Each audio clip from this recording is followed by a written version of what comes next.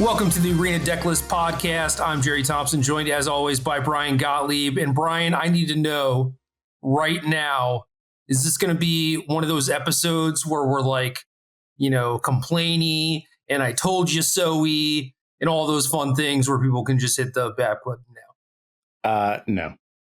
Are you sure? No, I kind of want to. I'm just not going to do it, man. I'm not going to do it. I think I have been very clear in my stance. I think time is showing that I was right about some stuff, and that's all I need.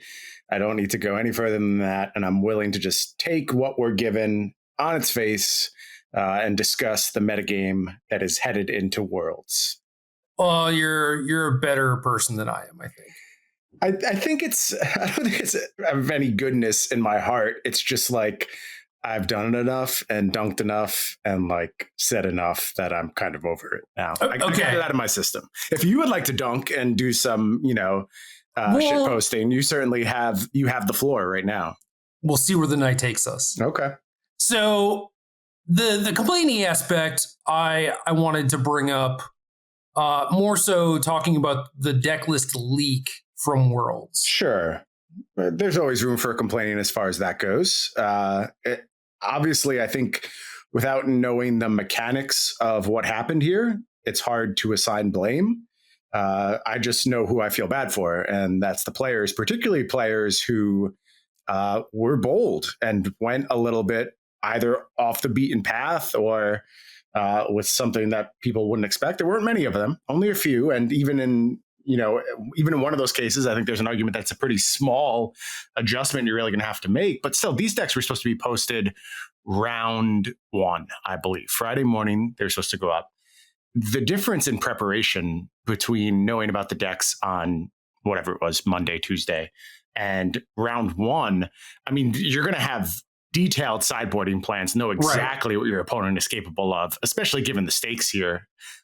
So it has changed the entire field. And the person I feel the most bad for is probably Noriyuki Mori, but we'll talk more about his deck list as we get to that specific part of the show. But to just like have a completely off the radar archetype that you believe in and you have faith in, and certainly benefits from your opponents being uncomfortable with it, and just have it outed like that, it's really unfortunate.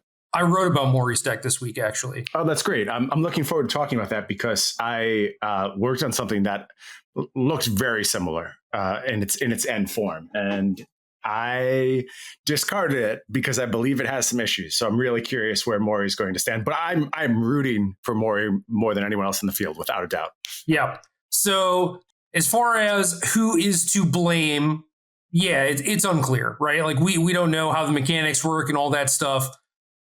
However, as far as like, the mistakes happen crowd, you really got to work a lot harder to sell me on that when this is literally the marquee tournament. And it's interesting because it is only a 16-player field versus if this happened in a Pro Tour level event where there's like 300 or 400 players who would then be complaining and amplifying it on Twitter. Mm-hmm. And I don't know. I think the players are basically like free from the WotC shackles at this point. Like they can complain as much as they want, right? And I think the players, to their credit, were mostly just trying to make the best of a bad situation. I saw a decent amount of players who were just like, okay, let's just all make a pact to not test against each other's decks, right? And I don't think that they got everyone on board, which is unfortunate, but it was cool to see them try and do that, Yeah, it's, I guess as a competitor, like just speaking from optimizing your chances and being the best tournament participant you could be, you got to let it go. I mean, there's really too much money at stake here. It's too small of a field. And now you're just dealing with a new format, basically, a new setup for the tournament, and no amount of complaining, no amount of Twitter posting is going to change that. So adapt, move on, and then there'll be plenty of time for complaining after the event. That's, if I was a competitor in this event, that's how I'd be approaching this. It just doesn't do anything. It's not worth your mental space right now. Right. And they can't protest because they're all given 50K just for playing in the tournament. Right. So Wizards found a way to fix that solution. And they can't complain about like organized play going forward because it doesn't exist. Right. And there's no restitution for anything like this happening in an event, right? It's like, yeah, you complain, they say you're sorry. That's the only thing you can get out of it, right? It is, unfortunately. And, you know, a lot of power has been taken away from the players recently. And I would say there was a moment where trying to reclaim that power was a really good idea. That moment's passed and it's not coming back. There's just no leg to stand on if you're a player at this point, and you kind of take what you're going to be given.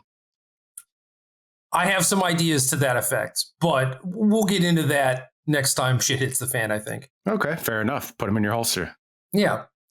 So interesting setup for the event, given that, like, you know, we know the deck list, the competitors know the deck list. Like you mentioned, there are some folks that brought definitely like off the beaten path archetypes. Mori's Azorius aggro deck, definitely among them. Then the 4 players playing the Grixis version of Alrund's Epiphany.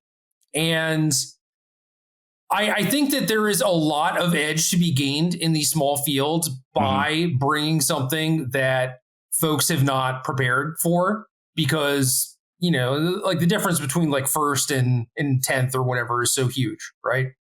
So if there were ever a tournament where you're like, ooh, I want to do something in the hopes that this helps me spike the event, I think that this is it. What do you think about the percentage of the equity that has been lost due to this leak? One of the really interesting things was Andre Strosky posted a deck list that he said that they thought about playing, but they were worried that their opponents would figure it out mid-tournament. Right. Basically like a demi-lich deck, very hard self-mill.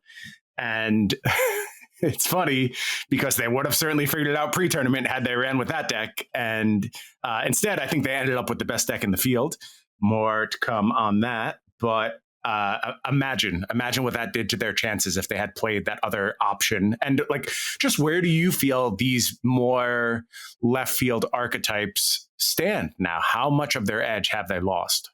I don't know. In the case of Mori's deck, I think that he is definitely a player that, you know, tries to play something off the beaten path to get that sort of edge. And yes, his deck is unconventional, but at the same time, it's like you look at the deck list and you kind of know what it's up to. You might not have like the exact reps down or whatever, but it's really not something super, super weird. And really neither is this Grixis deck. It is kind of more of the same, just with some different tools. So I really don't think that, you know, if you presented me like this Grixis deck versus like in a normal, like good stock is it list, and you're like, well, the is it one is slightly better, but the Grixis one is weird, you know, maybe you get some percentage points that way. It's like you can't sell me on that. Right. Especially with the players of the caliber that are going to be at Worlds. Right. Yeah. I mean, respect your opponents, especially at Worlds. Right. They're like, yeah, maybe round 4 or whatever, the first constructed round, it's like, okay, people aren't used to this. You're maybe getting some edge there, but certainly by like round 14, they're going to be talking to people. They're going to be maybe like, you know, watching the coverage as it's going on and stuff like that. It's like they're gonna figure out how to play against your deck like very, very quickly. So, you know, if you're willing to give up like 5% deck equity for 0.5% in round 4 equity, I mean, sure, go ahead. That's technically a thing you can do, but it's not worth it. So I would expect in the case of the Grixis deck that they actually just believe that it's good and aren't trying to capitalize on some sort of like gotcha moment. I think that's a good read. I actually want to back up for a second because as we've been talking, I am kind of stewing on the idea of blame and who should be assigned it. This sounds like the topic that I want to talk about. Well, here's the thing. Talk to me about blame. Why do you need a third party to be involved in your 16-person tournament? Like, why is this even happening? What is Melee's function in all of this? To say nothing about like its use as a tournament platform, which it just shouldn't exist. Like it should be handled by the arena client itself. And it's a tool of necessity because the client is not full featured enough. But when it comes to a 16-person tournament, what are we even getting by including that system in the loop? And Melee's doing the pairings for him. Do you remember, like... I mean, like, who cares? Really? That's the upside of adding this point of uncertainty to the entire process of your biggest tournament of the year? Well, I will say that so far, to my knowledge, things like this have not happened. So I think it's pretty easy to just have that false sense of security and maybe not be as careful as you would have like the first event that you ran on the platform or whatever. And I think that probably more care should be dedicated towards this, but I also think that they're in a spot where they don't have to care. That is true. No consequences, no incentives. They've very clearly mailed it in on this entire thing. So, and it's unfortunate because I know so many individuals involved have not mailed it in. Like, yeah, I'm not trying to say like the people who are going to be casting this event don't care. They absolutely care. Everyone wants to do a tremendous job. Everyone producing it wants to do a tremendous job. It's just organizationally, it is very clear where the priority lies at this point. And I don't think you can make a good faith argument that asserts anything else other than this is not a focus of what they are trying to accomplish. Yeah, we very easily could have had some sort of like tournament platform on Arena. I mean, if they can even do like player v player draft pods or whatever, I'm pretty sure they could figure out how to implement how to play Worlds through the software or on a beta server or something, right? And I don't know, go back 20 years when they were running the invitationals on Magic Online, where you could like spectate and stuff like that. That was just a thing that obviously there are different programs, whatever. But like, you know, they figured out a way to just like code that into Magic Online so that they could be able to do that because they wanted to do it. There were plenty of things that software from 20 years ago. I mean, maybe it's only 19 years, but still this ancient software, there was plenty of things that could do that current Arena cannot do. Yeah. And I mean, it's by choice, right? Because if they wanted some sort of tournament thing to launch with Arena, that would have been part of it from the get. But you assume so. Yeah, you assume so. So I think that was just like never really part of the plan. I think Arena was supposed to be like the gateway drug, right? Right. And then it became the focus of organized play, somewhat through necessity, but also through... Yeah, I don't think that they really had any control over that, right? Like if I would have certainly made plans to be like, yeah, we're going to keep leaning into live play. But yeah, it's funny. You see, you know, other esports stuff is sort of getting back to normal now. League of Legends Worlds ongoing in Iceland presently, and that's live. There is the Dota tournament. What is it called? The International, the biggest Dota tournament of the year going on. Yeah. But I think like a day after they announced the sale of arena seats for that, canceled any crowd coming. They're just like, no, we're not doing this. However, the players are there. They're competing together. So it certainly seems like it's plausible that if you wanted to do something in person, you could have. But I guess I respect the decision not to. But also there was no upside in doing it either. It's not the same as these events where they draw these huge stadium crowds, and they're really apples to oranges in this case. I think live play probably hits better for viewership than arena play, but again, that's a thing that's not really their primary concern at the moment. Yeah. So if you don't care about viewership numbers, then yeah, don't spend like multiple thousands of dollars on plane tickets trying to get people here. Plus, it's not completely safe to do so, right? And I don't know. I think it's completely fine for them to just be like, yeah, play from home, even though obviously there's, you know, players from all over the world competing in this. Like no time zone is like really fair for any one player or whatever. But it's just like, I would much rather have people stay home if they were able to than have them get on a flight for 20 hours and risk them coming down with COVID and all that stuff. No, I agree with you. I do think it's a net positive. So I think that aspect is fine. But I also think that if there were like good incentives for them to have it live, they probably wouldn't have. So yeah, maybe. Anyway, what else you got for me on the topic of blame? Yeah, that's about it for blame. I mean, like it's easy to siphon some of this off onto a third party. And certainly like as far as the direct action, maybe it was the third party's fault in the hands of Melee, but it just shouldn't have ever gotten to that point. There's no reason they even need to be involved with an undertaking like this. And it's like, do your own work. Don't stand on the backs of other people creating these softwares for you because you are, saving $1 in your development. That's what it comes down to, right? And it's like so much of the content ecosystem that Magic has leveraged for the past 20 years is the exact same thing, where you didn't really invest on your side in comparison to some of what, other orgs do. And certainly there was a point where you did, but as time has gone on, they've drifted very far away from the, daily MTG model, and the stories on the website. All that stuff has basically bit it at this point. And they're just relying on like third party orgs to go ahead and make their money doing it.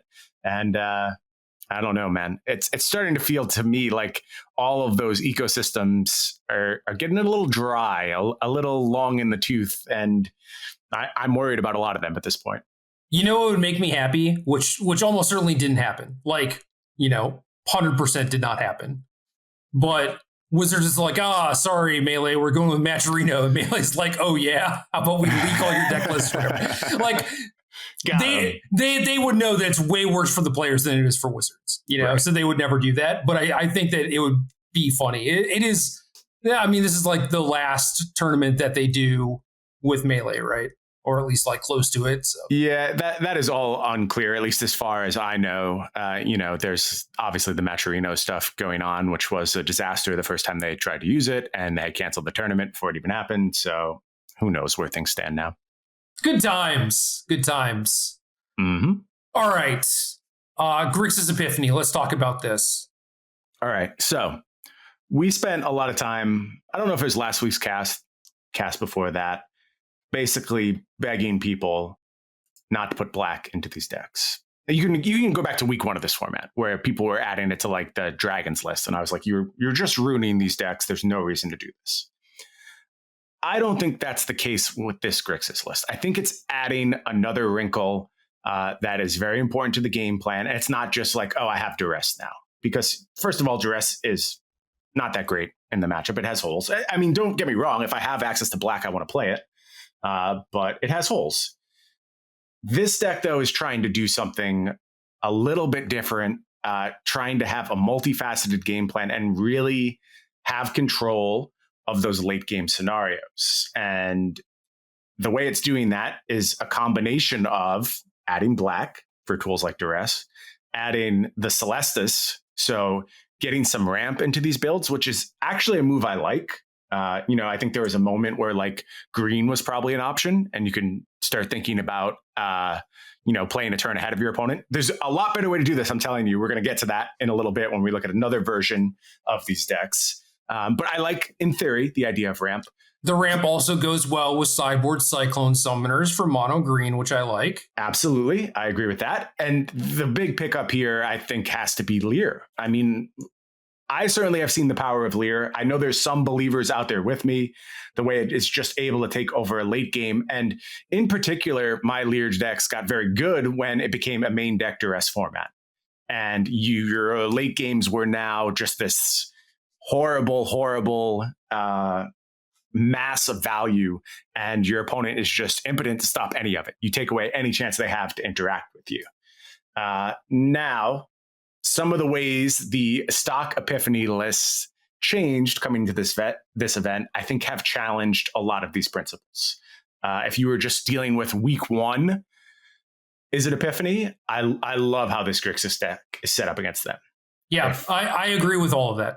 If we start talking about what the Is It Epiphany decks look like in this tournament, though, I am less convinced that this is going to bear fruit. I think it's a good idea if like this ramp Cyclone Summoner stuff is good against mono green. That's a really big pickup for the archetype, because it's, leaning in mono green's favor, I would say, not by a lot, but by enough that you wanted to find some new answers.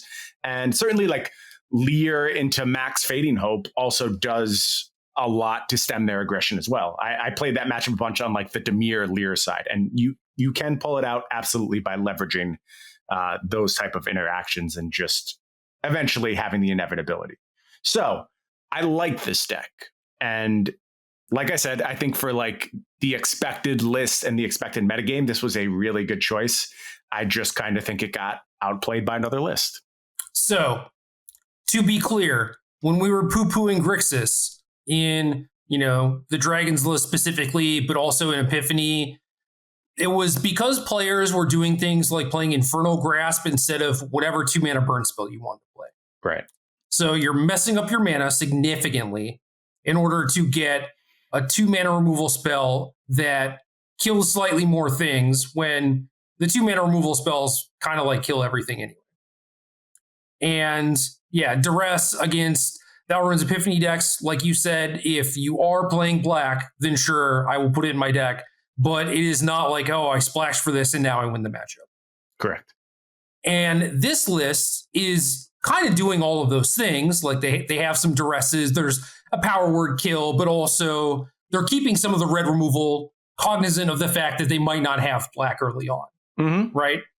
And Duress combos very well with Leer. Leer combos very well with the Celestis. I think that Celestis combos pretty well with Duress too, just like being able to ramp, play a follow-up spell, and also, loot it away when it doesn't matter anymore. Yep, great point. All of these things kind of combine to where it's like, oh, okay, this actually makes sense. That said, I was rebuilding this deck today where I was like, do you actually need the black? And I haven't got any chance to play games with it. But it's like, the power word kill stuff, that is replaceable. Duress is the one thing where it works very well with Leer, both clears the way, either pre-Leer or potentially protects it afterwards, or you're duressing their follow-up, I think that combination is very good, but I'm not convinced that you necessarily need it.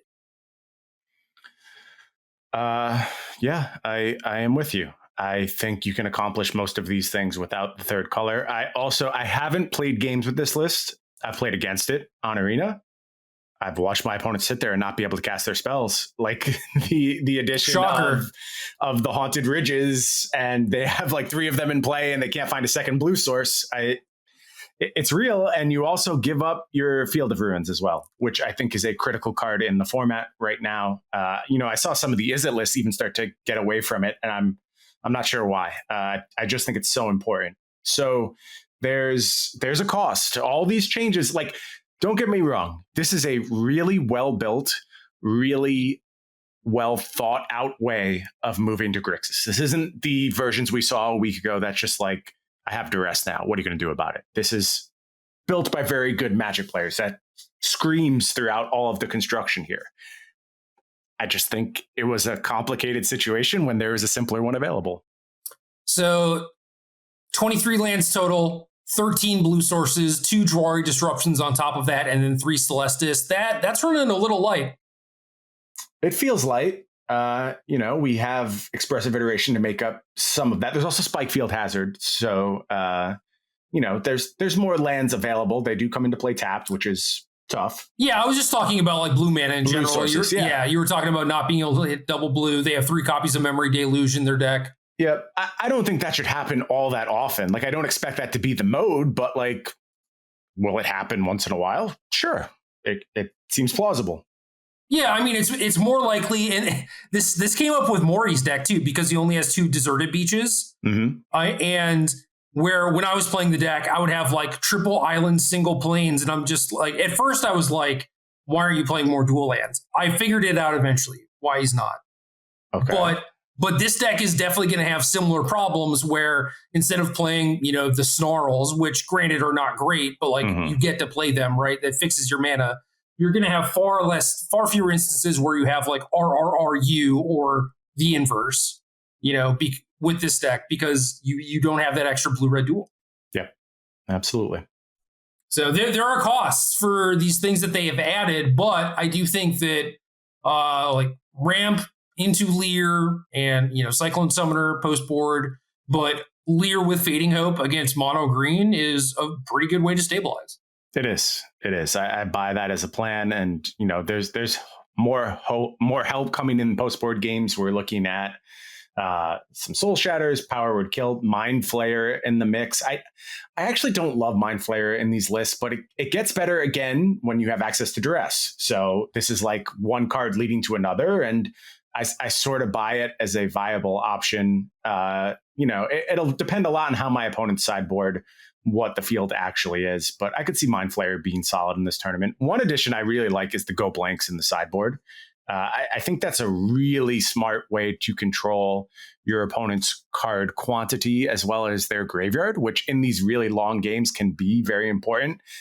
Again, if I was just like playing a stupid splash for black, I'm not sure 3 duresses and 2 go blank do anything. But when I'm a Lear deck, I buy this as a viable plan to go long. It's funny though, because it's like both of those cards are pretty good when, they're the classic list, right? Mm-hmm. But less good now. Less good now. I agree with you. So whose list is your favorite? I think out of Is It. Yeah, so I think Sifka, Hushembeth, and Strasky have very similar lists. I believe they work together. I don't know if they're card for card the same, but they are very, very close to each other. I think Arno was like down a Demon Bolt, up something else. Okay. I noticed like some small differences. Okay. But yeah, that's the list. Yeah, and I see a Windfall less in that list as well. So yeah, but something like that is the list that I think is absolutely over the moon fantastic. And I've been playing mostly with Strasky's list, so I'm going to bring that up and we can talk about the specifics there, because this is the list that I think is just so good. The key change, 4 Galvanic Iteration. More Galvanic Iterations than Expressive Iteration in the Izzet deck. Who saw that coming? Other key, 4 Unexpected Windfall. And if you remember, when this card came out, I was very high on it. I thought it could do a lot of things. I posted about it on Twitter, and everyone made fun of me. Except for Sam Black. Sam Black was there 3 days before you or whatever. You are correct. He was writing about it in his article. Yep.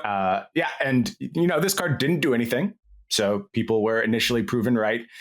Play it in this deck though, and tell me if you believe this is a real constructed card, because the scenarios you is now. It is now. It absolutely is. The scenarios you set up with your Galvanic Iteration turns with Unexpected Windfall, and you just untap with a full grip and all the mana you could ever want, completely backbreaking. To say nothing of the fact that you're just maxing your iterations. And it's a weird combination to make, or a weird comparison to make. Look, Galvanic Iteration being maxed in this list is kind of like Lear in the other list, where you're just able to get all these 2-for-1s. And the way you keep up with things like Green in the early game is by having those double spell turns. With Demon Bolt in the list, you have the ability to foretell on turn 2, iteration Demon Bolt on turn 3. That is huge catch-up potential. And then your iteration with Fading Hope too. With Fading Hope. Yep, absolutely. And I think playing those games against Green changes how this deck can play. And as far as how you're playing against the quote-unquote mirror, you have this Unexpected Windfall plan, which gives you a tremendous mana edge at almost no investment whatsoever. There's also really good sideboard plans here with like Goldspan Dragon, Egg, and Hermit all on the sideboard. So if you want to go creature heavy, you were able to do that. Main decking a couple Test of Talents. I think that is more of a call out to like, we have our matchups figured out and we can actually bear to play something like Test of Talents because they're so good in so many spots. Right. Which is funny too, because it's like way worse against Grixis because of the presence of Lear and like duress too, I guess. But for actual mirror matches, I think that there's no deck that I would want to play against less than something with this setup, right? Like max iteration, the windfalls, you're just going to be outmanaged every game. They're going to have like all the flashback cards, and you're just going to get buried every single time. And they have tests on top of it. Yeah, I mean, if you play with this deck any amount, I think it's clear that this is like the move forward. And I started seeing Unexpected Windfalls creep in a little bit over the last 2 weeks, and I was just like, same. Yeah, I think you can go really hard on this card and get paid.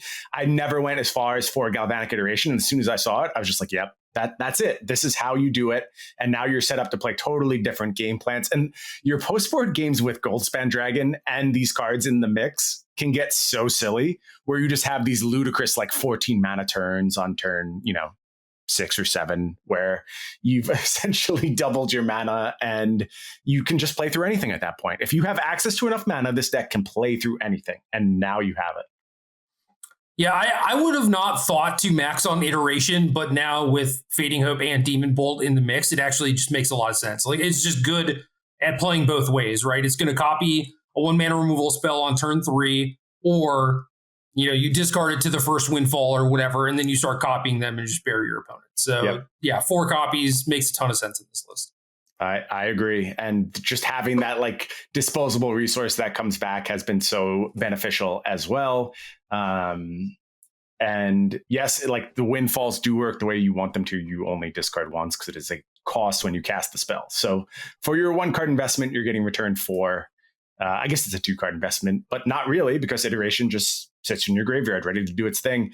I mean, like, I don't want to say anything silly. We know the problem card here. The problem card is Alrund's Epiphany, but Galvanic Iteration can be a messed up Magic cards in a lot of scenarios. And it's not going to do anything quite as asinine as adding an extra turn to the battlefield. But I don't think even if we're done with Alrund's Epiphany, I don't think we're done with Galvanic Iteration.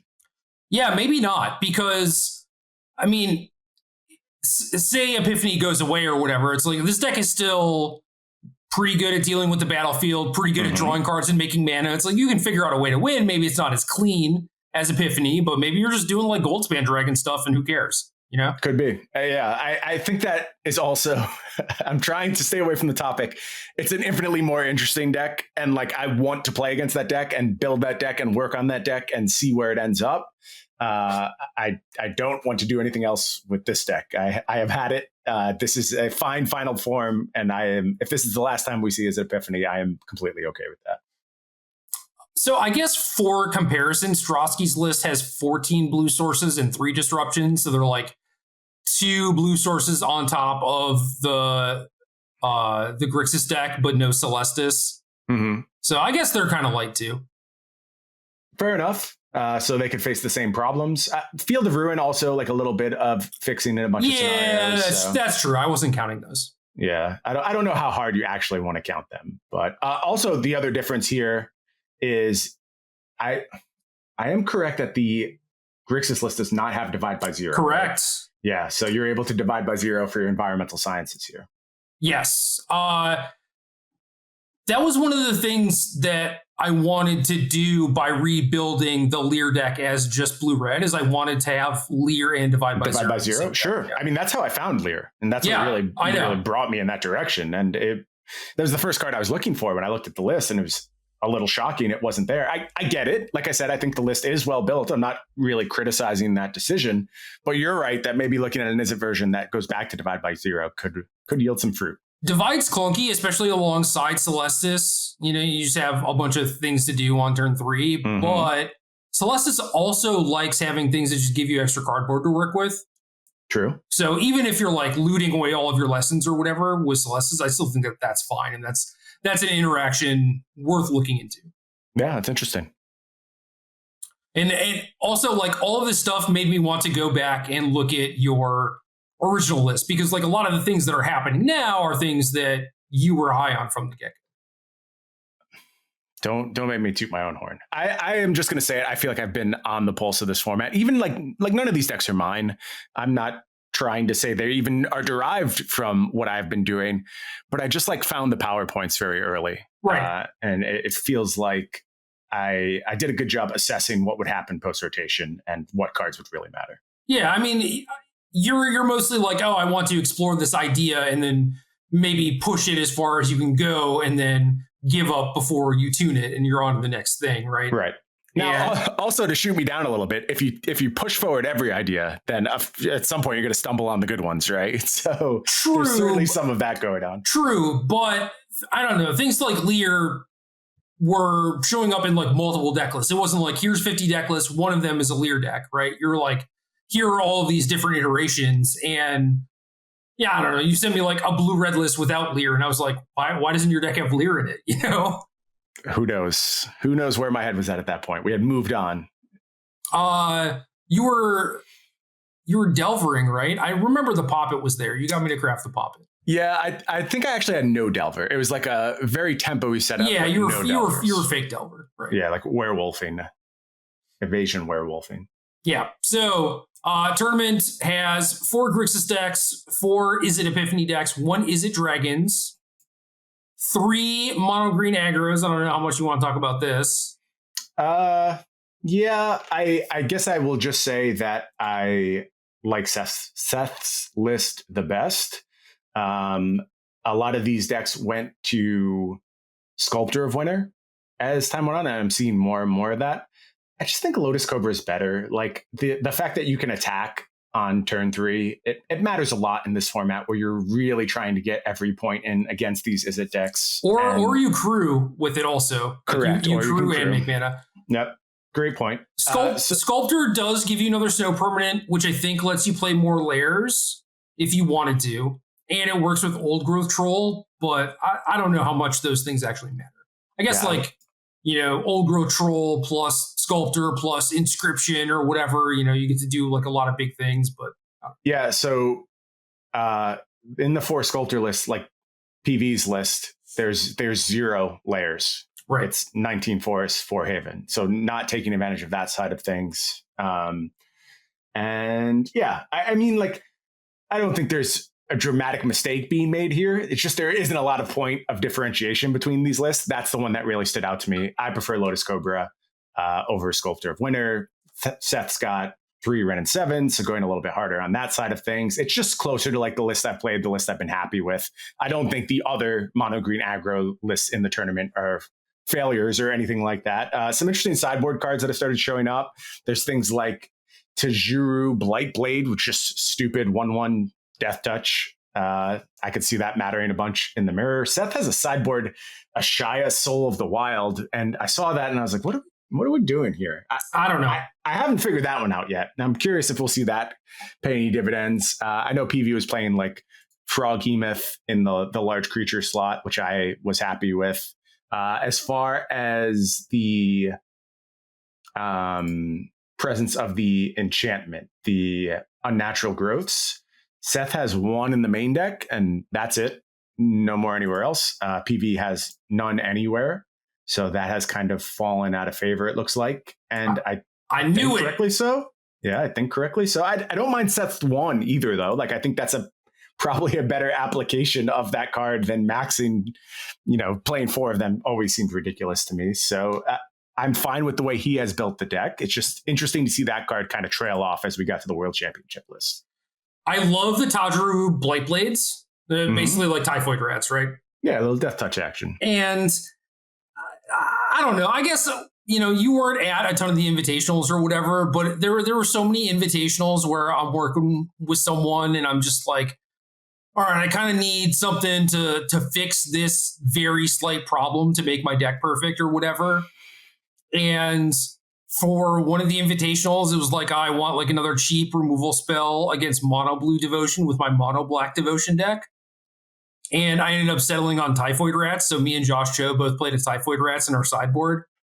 And love it. My tournament did not last very long, but it wasn't the Typhoid Rats' fault, I assure you. Yeah, don't blame the rats. That's not fair. And I don't know. It's like I definitely still own that copy of Typhoid Rats. I know exactly where it is. Good. It means a lot to you. Your favorite rats? Well, it's like my favorite / least favorite. Okay. Really hot, cold relationship, I understand. It's tough with rats sometimes. Well, like, yeah, it's, Josh would like give me a bunch of shit for it. And I'm pretty sure he's forgotten at this point. I don't know. Maybe I'll ask him at some point if he remembers the Typhoid Rats. He does have a good memory. Oh, God. The danger in reminding Cho something like that is that he might just needle you with it for like the next 10 months and you're stuck with those consequences. That is definitely true. But I also don't think that I was wrong. Obviously Mono Blue, had like some evasive creatures and stuff. It wasn't perfect, but I think it was still fine. And for Mono Green specifically, like you just don't have any 1 mana cards. Like the games where you draw Blizzard Brawl compared to the ones where you draw like Inscription are just so much different a lot of the time. And having a 1 mana card just, helps you double spell quicker than your opponent. And it's a matchup all about fights. Granted, Blizzard Ball does get around it, but like if they have to brawl your 1-mana card, that's awesome for you anyway. Right. So yeah, you've definitely come out ahead there. Yeah, card just seems great. Like if you do expect a lot of mirror matches, this is probably one of the better cards that you can have. I don't think that you can play like the full 4 or whatever just because you draw multiples and your draw is kind of anemic. But having 2 like Paulo has, I really like actually.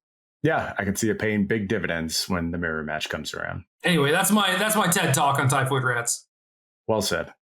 Yoshihiko Akawa.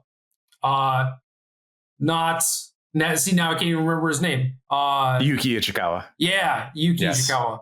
Yes. Sarah 2020 is like what popped into my head. Mono white aggro. I like this deck a lot. I've actually been playing a bunch of mono white aggro. My read on Stonebinder's Familiar when I first saw it was very bad. This card is actually nice in this deck. Only because we're playing Sun Gold Sentinel, but Sun Gold Sentinel is a card that I've been high on for a while.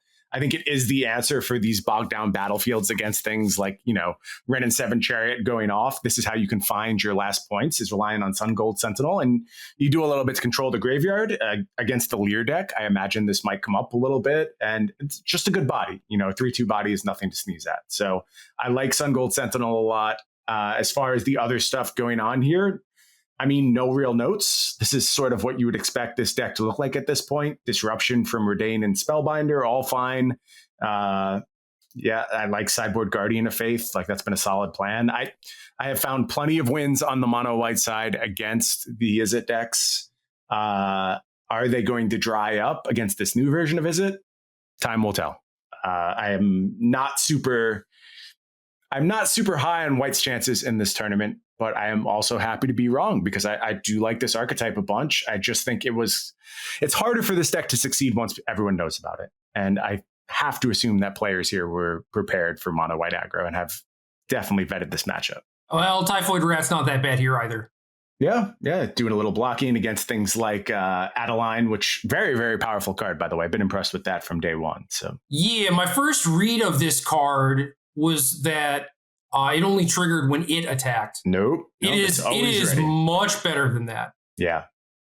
So I definitely like this card a lot. And then that made me think a lot higher of these white aggro decks. And then I think Luminarch Warden, whatever the 1-drop is, it like has ward and disturb. And it's like very, very medium, right? Like I was trying these white aggro decks and had that. And I was just like, there's got to be something better. And then I looked and I definitely just glossed over Stonebinders. Same. I thought it only was a +1/+1. I didn't realize it was a counter. And then as soon as I got a counter, and I'm like, oh, this card's actually very, very good. Why did I not know about this previously? Yeah, so a few good like finds technology-wise and tightening of the lists and everything. And this deck is starting to look much better in my eyes. I still don't really see a reason to play something like this over mono green. I think it's got a good mono green matchup. I don't know that I'd go as far as like super favored, but I do think it leans slightly in mono white's direction. Now, does it do so as Yoshihiko Akawa's list is built right now? That I'm not so sure about because this list seems very teched out to account for Izzet Epiphany specifically. Yeah, all the apparitions and Cathars are in the sideboard. Right. And if you want to be strong against green, that's what you want. Now you have access to them. And I do think like you're not dead in game ones without it. You can certainly play the game. And, Elite Spellbinder has good targets in Ren and Asika's Chariot and those more expensive cards that are in mono green. So it's not like it's just dead, but certainly the setup where you're Cathar Apparition, you're way better off against the mono green deck. Yep. Jean-Emmanuel Depras with little Teamer deck. This is, I think, it's the only Jasper Sentinel Magda deck in the entire field, which I think kind of makes sense. I liked those setups a lot and then kept getting beaten up by Werewolf Pack Leader. And was just like, okay, maybe you can't do it. You need to do things that actually like play to the board a lot earlier and have things that are capable of blocking and stuff like that. So it is interesting to me that he settled on this list. And I don't know, it is interesting, like Dragon's Fire with Moonveil Regent, some main deck negates. But other than that, the usual suspects, Chariot, Goldspan, etc. Yeah, so here's where I will give this deck some credit. Jaspera Sentinel, Magda, as you mentioned, can get outscaled pretty hard. And it was really problematic when these things were just getting picked off left and right by the Izzet decks. If you look at the removal suite that's now present in something like Strosky's deck, it's not as good against the Jaspera Sentinel Magda setups. It used to be a lot of like, Frostbites or Slay. What is it? Slay with fire? Fight with fire? Play with fire. Play with fire. So close. It used to be a lot more of that type of stuff. Now we're talking Demon Bolts and, a few Spike Field Hazards, which don't line up against Jaspera Sentinel. So I think these creatures should survive far more often. It's just a question of, are these bodies that it's going to put into play, are they going to matter? And I think a lot of them don't. Like something like Reckless Stormseeker, powerful card, but you're just going to find yourself needing a defensive option. So maybe if there was something like a Briarwood tracker in this slot, you might turn my attention a little bit, because I just don't think you're going to be able to play the aggro stuff in a lot of spots. But that being said, like if you want to challenge the Izzet decks, you kind of need to have this haste threat. So I think this deck is trying to deal with a lot of problems at once. Theoretically, I like the setup that Jean-Emmanuel Depraz found. I just don't know. I don't know how it's going to play out. I think the sizing issue against mono green is the one I'm worried about. And I don't know how this deck is going to hold up against the newer versions of Izzet. I will say I think it's probably got a better matchup than it did against the older versions. So. Yeah, it's interesting. Like Prosperous Innkeeper, I think, will help you against mono white, not necessarily against mono green. Mm-hmm. But all the treasure setup, your creatures are going to live. You're going to be able to develop your mana. You're going to be able to play out a threat, and then hopefully have a counterspell open, right? Which is kind of where you want to be, because you're right that they're pretty light on things that actually kill things, right? It's like a bunch of Fading Hopes in all the lists just to bounce a turn 2 pack leader. And that's going to be strong against things like Moonveil Regent, don't get me wrong, but still. Yes. Yeah, I definitely agree with that. But like you're going to be able to get to a point where you're deploying a threat and have extra mana open and, counter burn down the house or whatever, and then maybe be able to win that way. So I could see that as a possible plan. I just wish that it meant that you were also very good against mono green or something. Right. Yeah. Also, I'll point out, like, the theoretical plan sounds fine. There's only 4 counterspells in this deck, though, right? Yeah, there's not a lot. So you got to have it when it matters, and you're only doing it once. Like, you find the right spell to counter, and then you got to run with it. And maybe that's why something like Reckless Stormseeker, you just need that outpouring of damage so quickly. But I mean, if your Sentinel and your Magda are surviving, maybe it's Goldspan Dragon on turn 3 instead, and not Stormseeker. And that, I believe, can carry you to a lot of W's. So. Yes, definitely true. Last deck, I believe. Think so. Noriyuki Mori. Mori, I first recognized as the person who played Izzet Control, which basically just, I think was just the best deck last season, like towards the end. And initially, like, showed up at one of the SCG Tour online events, and have been like kind of following his name ever since. And then just like towards the end, it's like, oh yeah, like all of the pros are like playing his Izzet Control deck, which was it's like the best feeling as a deck builder, right? So right. I hope that he understands like how much credit people are giving him at this point for his deck building prowess, and how much of an honor it is for him to, like, I don't know, just kind of like brew up a deck and just have it be incredible, and have everyone just like realize that and want to play it and use it to good results and everything. So, like, just I'm super happy for him and his success, basically. Agreed. And he also had an awesome response. I tweeted out that if I was choosing based on decks, I would pick Andre Strosky to win Worlds. If I was choosing based on my heart, I was going to pick Noriyuki Mori. And he tweeted at me, he said, follow your heart for now, and then you'll be able to choose the best deck at the end too. So a lot of confidence. Okay, I like it. And like I said, I've very much dabbled in exactly what this deck is trying to do. And I have to find the tweet to see how close I was because I don't remember now. But all this Elite Spellbinder, Intrepid Adversary, Blue Adversary, Malevolent Hermit. I don't think I had Luminarch Aspirant because I just never do. I don't know why I like that card, but I always exclude it from all of my lists. Yeah, I do too. After playing with the deck, like it's still pretty good despite you not going super wide. Obviously, like it takes a few turns to actually get going and make an impact. But if you're playing it as just like 2 mana, hopefully this becomes a 4/4. I think that's fine, and that fits what the deck is trying to do. Sure, that makes sense to me. I'm not sure if I had Redain either. It might have been. Oh, I definitely did in the sideboard for sure. But anyway, enough about my garbage deck and more about this good deck. I think you're certainly set up awesome against Izzet. Like that's what you're trying to target here. A bunch of open mana. You have Concerted Defense to be able to mess with their key spells. You're only doing a little messing, right? It's Concerted Defense, Jawari Disruption, and then you can get a little bit more help in post-board game with some more Malevolent Hermit. But there's enough. There's enough to just keep your opponent off their feet, keep them from doing exactly what they want to do on a key turn, and then find that win. And that's what these decks are always trying to do. And in my experience, this kind of setup can do it, be it piecing together lethal with like your spectral adversaries or using them to dodge a key removal spell and just cobbling together these battlefields that are literally just enough. They do just enough to get you over the edge. I don't know if you can do that against mono green with this setup. That is what I'm worried about. Now, there's only 3 mono green deck lists in the field. And if you told me that Mori's favored against everyone else, I don't think I'd really be surprised by that statement. That seems completely reasonable to me. And maybe once you go to the sideboard and you grab your Portable Hole and your Brutal Cathars and, whatever else Mori wants to do as a sideboard plan, probably some Fateful Absence coming into the mix as well. Maybe even the Alrund's Epiphany, and you just kind of tempo him out that way. That seems like a pretty reasonable plan to me. And maybe you get that matchup tight enough in games 2 and 3 where you can pull it out. Or maybe he's just ahead and cracked it. I have no idea.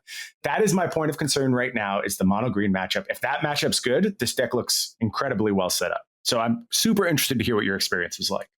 So Ikawa was playing mono white with no Cathars or Apparitions main deck. Mori only has the single Cathar main deck. Mm-hmm. Given that, I think both players probably assumed that there wasn't going to be a ton of mono green. And, for the most part, they're right. There's 3 copies, which is, I guess, like the second most played deck. Yeah. So, but weird with the small field, right? There's not a lot of it. And I think that you knew that you were going to have to do a lot to beat Izzet. And so they're just like, yeah, I'll skimp on Brutal Cathar. Obviously, it's just not that good of a card against them, and try and make up for it in other ways against mono green. Maybe that's like winning the post-board games. Who knows? But given the way that Mori's deck is built, he has 16 blue sources, 14 white sources, 2 Jawari Disruption. Do you think that that's strange? Do you think that this is like a blue deck first or a white deck first? Because you need the white mana to get on the board early, right? Yeah. Here's, again, like I don't want to draw too much on my experience with a similar but not the same deck. But I will say in my experience, white was so critical because the way he won games, it just had to be a big Intrepid Adversary. Like that's just the end state over and over and over. And if you were short on, your 3rd white source on turn 6, that could be the difference between winning the game and losing the game. And I think you see that even with like the Devotion to Loyal Warhound. Like it's so critical that this deck puts its white sources together. So it's weird. I will give you it's weird. Certainly like Cave of the Frost Dragon is the better creature land for this deck as well. I think I agree with the way the mana base is distributed. I think it's correct. What about 2 Deserted Beach? Okay, let's think about it. So this is allowing, essentially, I would assume that those 2 Deserted Beach would have to replace Plains. And that is making it less likely that you are, because otherwise there's no way you're going to be able to cast your heavy blue spells in the late game. Like you have multiple spots where you need double blue. But so if you're adding Beach, And replacing an island, that's the same thing, though. You still as far as total blue. You still have the same amount of blue sources. All right, you're gonna have to enlighten me. I feel like you have this figured out, and I must be missing something. I guarantee 100% he's skewing blue and cutting on beach so that he can use Fading Hope when he's on the draw against mono green to steal back the play. Interesting. 100%. Interesting. So just turn one Fading Hope is that critical? Yes. Because they lack 1-drops, and I mean, so do you, sort of. Like you have hope and defense, right? But you're not actually playing anything on turn 1. Right. And it's just like they play Ranger class or Pack Leader or their mana creature or whatever. And bounce, you just player 2-drop. Yeah, bounce, player 2-drop, and now you're kind of ahead, right? Like if they have exactly Blizzard Brawl, they can get back into it potentially. But they also like need to not have Lair of the Hydra and all these other things. But I honestly think that is 100%. That's super interesting. And I love it. I think it's actually really, really smart. Well, now I'm going to have to watch these games and see how that plays out. I mean, you got to have some plan, right? And if that's the way you're catching up, and when you mention things like Lair of the Hydra messing with your mana, and if you have Blizzard Brawl, you can catch up. But it sort of depends on like you kind of need perfects in that scenario, right? Exactly. Whereas all Mori needs is blue source Fading Hope and a 2-drop, which he has plenty of all of them. This also makes a case for that Hall of Storm Giants, which I think is just a much worse creature land. And if you start to look at it as, I just want another untapped blue on turn 1, it starts to make a lot more sense. Yeah, because you can't really play like 4 cave, no hall, 10 island, because then you can't necessarily play like a blue 2-drop on turn 2 without getting messed up by your multiple caves. And I don't know, having the split was fine. Like I definitely caved some people and I hauled some people, so they both did work. Well, this is fascinating. So that cracked. How do you see this deck faring in this tournament? Did Mori do it? Is this something that could actually like change the whole metagame and set this tournament on its ear? I think this deck is very, very poor against like random stuff. Like any aggressive deck with 1-drop creatures is just going to be a heinous matchup. So I think that he is just, shooting for the stars in this tournament with this deck because he just expected to be all Izzet and mono green. And I think for those 2 specific matchups, Izzet he's good against.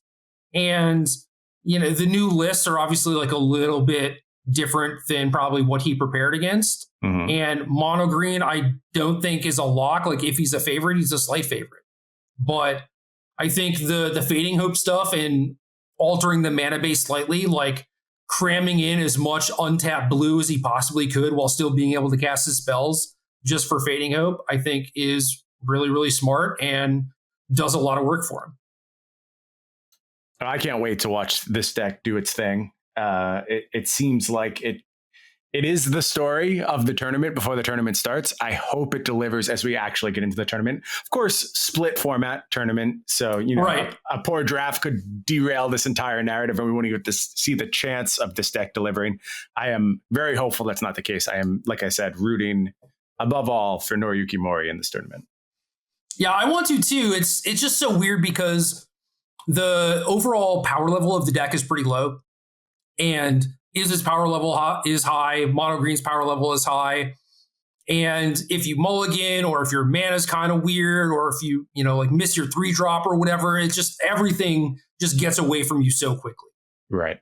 And that I think is the biggest problem for this deck. And then it's also just like, well, I drew Concerted Defense and they just never drew Chariot or whatever, or they were smart enough to have Chariot be the last thing they deployed. And people are cutting Ren and 7 from their decks for Goldspan Dragon or cheaper spells, which I think is correct, right? Like, you don't necessarily need that in the mono green mirror. You certainly don't really want it against Izzet.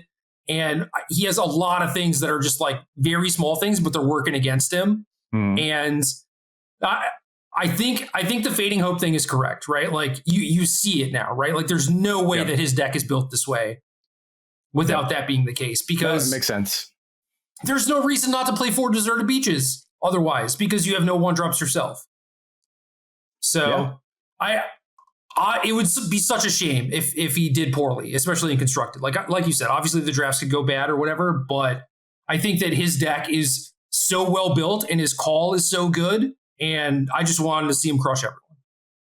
Hopefully that's what we're talking about when we come back next week and breaking down the aftermath of Worlds. Well, that and the bans, of course, will be the other thing we'll have to talk about. Come on, man. What? I don't know. Like, I was willing to talk about, like, oh, would this be better for the format if it did get banned? You know, I don't think that they'll be like snap banning a thing on Monday after Worlds. Like, that's just kind of ridiculous. I don't know, man. I think that you had to wait for Worlds. I think that there is a clear problem where this format will stagnate around these ideas. I think that it is unanswerable going long because of the nature of the cards, which are forcing this stagnation. And if you just want to play another year of mono aggro versus stupid, is it Epiphany? And then occasionally a deck splashes a negate into its like 2-color mana base, and you end up with Teamer or, you know, something like Azorius aggro, then so be it. But ultimately, like, these are still just the aggro decks splashing for this other form of disruption. And there's got to be a middle ground in this format. You have to unlock that. Otherwise, you lose so much of the card pool. And I think there's too much at stake in this moment for the future of not only standard, but competitive Magic as a whole. Like, you need people to buy into wanting to participate. And all of the people, you and I talk to them literally every day.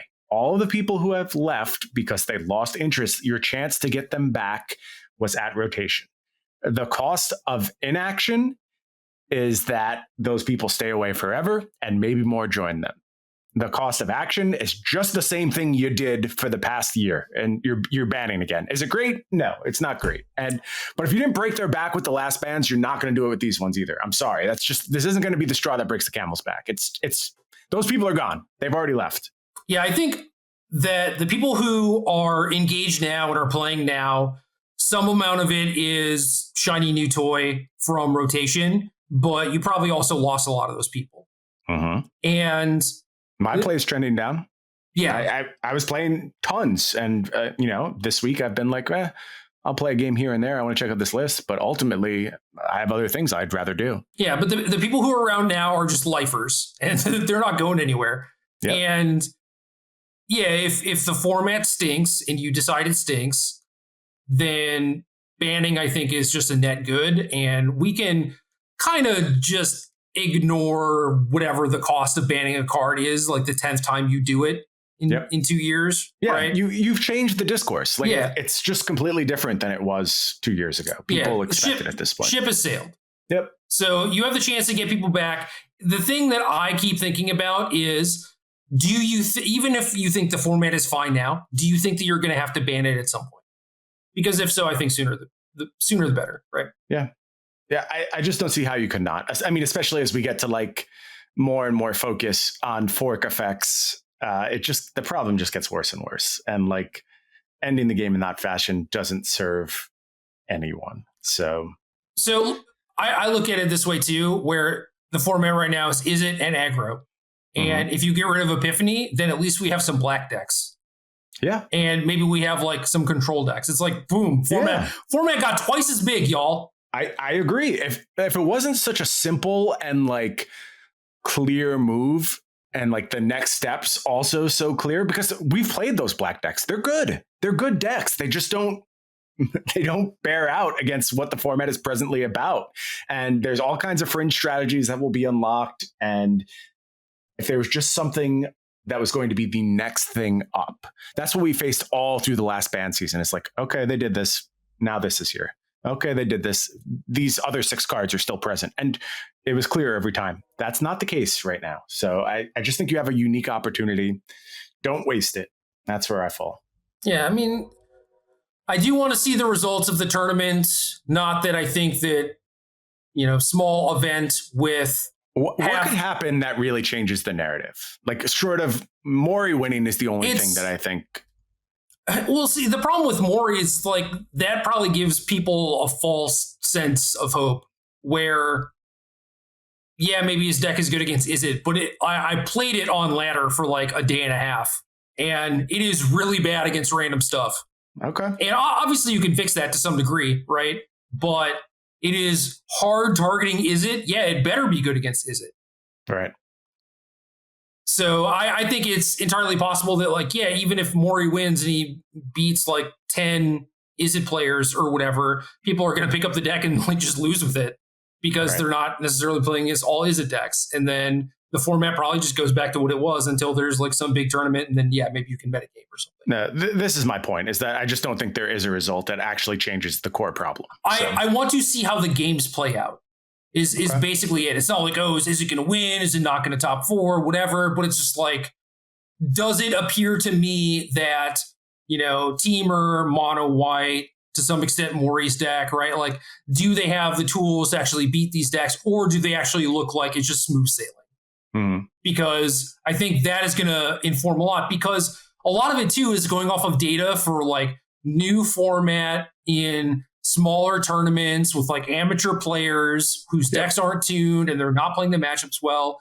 This is some of the best players in the world. They have practiced like exclusively for this tournament for a week or two. They're going to know how to play their decks. Now they even have like 4 extra days to like test their matchups, right? It's like, this is going to be like true good sample size. It's going to be small sample size, but it's going to be true. Meaningful data. Yes, exactly. Meaningful but small. So yeah, if there's a bunch of games of Grixis against Mono Green and Mono Green gets crushed by all of them, it's like, well, there's probably something here. It's not a lock, but this is closer to the true matchup than just taking data from like 3 SCG tournaments and aggregating them. Yeah. For my side, I don't care about the data. My mind's made up. I mean, maybe that's like a stubborn approach to take, but I see what I see in this metagame. I don't believe there's an answer. And I am hopeful we get a change, and I will just leave it at that. Yeah, either way, it looks pretty bad right now. Yep. So, well, we will see. Maybe they have some data where they're like planning on banning it anyway and wanted to wait for Worlds or whatever. I still don't think that immediately following a 16-player event that is half constructed means that they just like snap ban it after that. I don't care what the win rate is. Like, it is a small sample size. So I think that they would wait, but that's just my prediction. I don't want Crimson Vow spoiler season to get buried. Because it will. Like, we did this through. That's true, too. Yeah. That's an argument against, though, right, too, is that a new set is coming out, a new big set.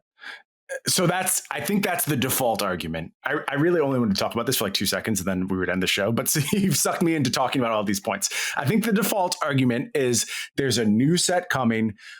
Why not wait and see what it can do?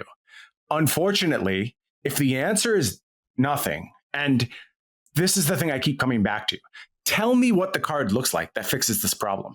Like, what is it? I don't have a card where I actually think it matters. Even if you just give me freedom to like design one, short of saying Alrund's Epiphany can't be played. Like, there's no historical effect that I would call back to that I think will do a good job of addressing the way this format is shaped. No, it's a general strategy type of thing. Like, maybe it's a new archetype. Maybe there is some sort of tempo deck or whatever that is just inherently good against it. It's not going to be a specific card, right? Because you like Curse of Silence their Epiphanies and they just beat you with Leer or Smoldering Egg or whatever.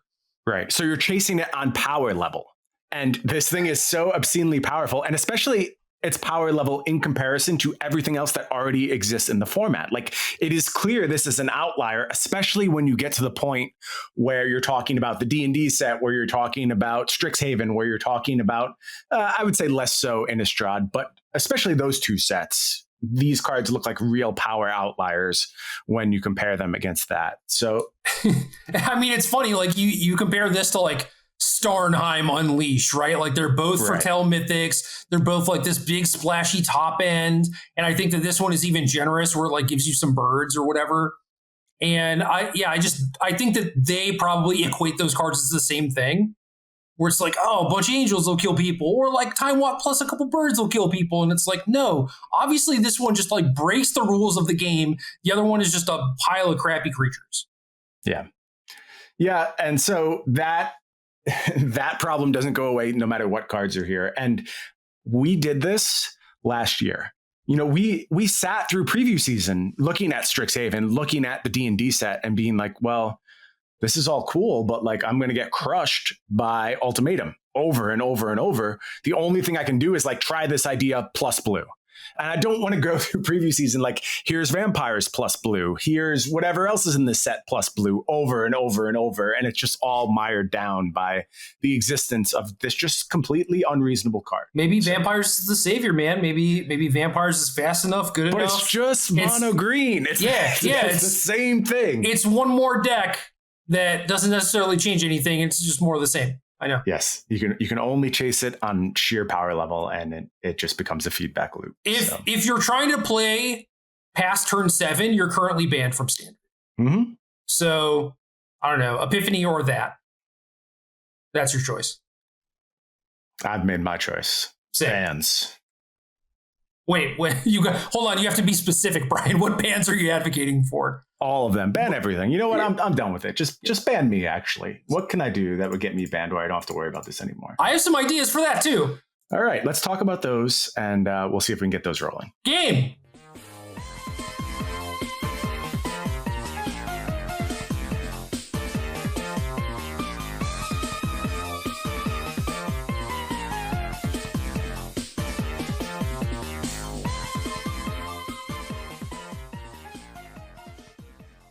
Good luck.